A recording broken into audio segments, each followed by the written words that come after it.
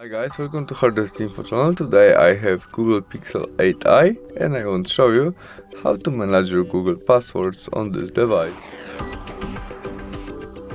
To do it, open Google Chrome application and tap on the three dots on the right corner.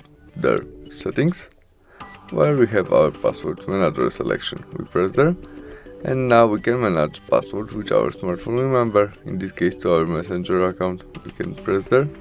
Now I must enter look screen to get access to that passwords.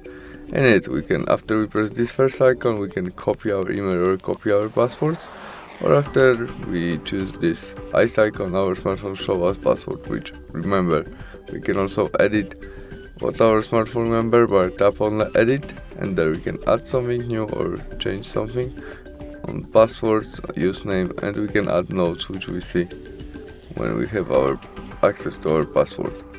We can press save and we can also delete all by delete and delete, confirm it by delete again, and that's all. We don't have any saved passwords right now. Thanks for watching. Bye.